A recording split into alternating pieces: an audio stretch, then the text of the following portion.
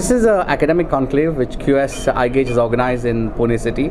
As you know, Pune has always been called the Oxford of the East. And when we look at the global rankings today, we hardly have one institution from Pune in the QS World University ranking. There are 1,400 higher education institutions in Pune, and I think another 1,300 schools. So the potential to make Pune into a global higher education hub is there, and I think we need to start working on charting the course for creating that hub. And that is why this event is organized today, is to look at strategies at a state and a district, at the state and the city level, to create that awareness on the various measures which universities and higher education institutions and schools need to take to gain international recognition and becoming globally recognized. So how you look about the new education policy recently implemented by the government of India? So the National Education Policy 2020 is a game changer policy. It's a brainchild of Honorable Prime Minister, and I think we are really so privileged to have this game changing policy in a time when we are transforming our economy as well.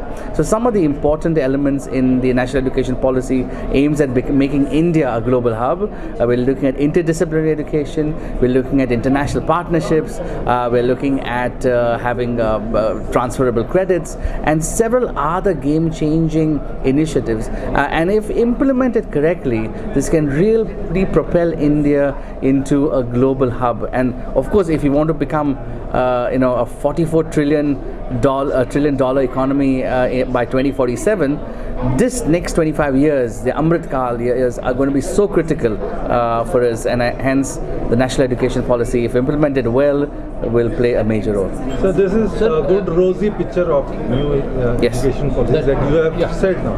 But there are many chapters, there are many, even the periodic table is being eliminated from the syllabus. So there are negative things also. How do you look at it? So I think we need to start looking at the positives first, because of course you cannot make everybody happy, and I don't know the example you're talking about, but for sure we can see Karnataka implementing this very well.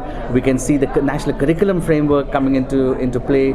The National Research Foundation, just a few days back, they have the government has already passed that into a further stage in Parliament. So let us not dwell on maybe misinformation, but I think when we're looking at moving fast, we have to start looking at those low-hanging fruits first. So the fact of the matter is, we really need to transform the higher education sector. We need to work on ways to rework and redesign what we're currently doing. And I think these are probably matters which need to be looked at, but definitely let's be positive, and I think that's the first step. Yeah. One more question, differentiate your this thing, other thing. I mean, I always say that QS, and as a global organization, we don't compete with national accreditations. National accreditations in any country, and we are ranking institution for 20 years now as a QS World Ranking. iGauge has been operating for 5 over years, and during this time, the national accreditations in India, it's probably NAC, and we also have NIRF. So all of this helps support the institutions to push them forward on a national level. What QS is doing is trying to give an international stage to institutions. So we go hand in hand, we complement each other, and our national QS iGauge, which is a national rating, will help institutions go beyond the minimum standards, because what accreditations look at is minimum standards. We need to look beyond that into global standards, into global ambitions, and that can happen when we work hand in hand with accreditation. So is it going to affect the rural school education system also? Absolutely. So the QS iGauge system has been designed not just for the urban India, but for the real India, and even we are looking at how the system can be implemented at the schools in the villages. Beyond that as well, QS has a foundation called QS Impact, which is working. We're starting off in India very soon. So we want to go beyond the evaluation and accreditations into how we can really impact the community as well through our foundation. So that remains to be seen on the impact we will have. So sir, what kind of efforts should be taken to develop the rural education actually? Because still in rural areas of country, they are still lacking behind in due to the lack of infrastructure and these things. So what kind of efforts should be taken to develop? I have always advocated that the institutions from urban areas, those which have the privileges, should be partnering, adopting schools, colleges in the rural areas and working with them. And I think that is yet to be seen on a much bigger level. Today we had Professor Kamakoti from IIT Madras, who said how the brilliant work they're doing. I mean, we want more IIT Madras institutions like IIT Madras to create that ecosystem where they kind of nurture institutions in rural areas. So I think more than anything else, we need to take our bags and walk into the villages, walk into the districts and support them with their development and their ambitions, not for global, but at least for state recognition.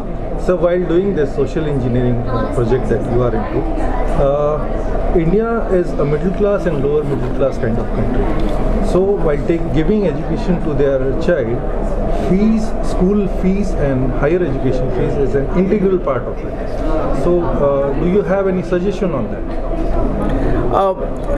I think again the partnership from institutions in the cities will play a major role. The government, I think, is doing a lot of schemes at the moment to support rural India, and I think there's some disparity. Of course, we're a nation of we just turned 1.4 billion, the largest populous nation. So there's going to be some disparity. But the question is the government committed? And I think yes, the government is committed. We can see that commitment, but the trickle-down effect is so slow. And if people like us, QS iGauge, institutions join hands together to build this ecosystem in rural India, I think we can still achieve much faster. Good. Yeah.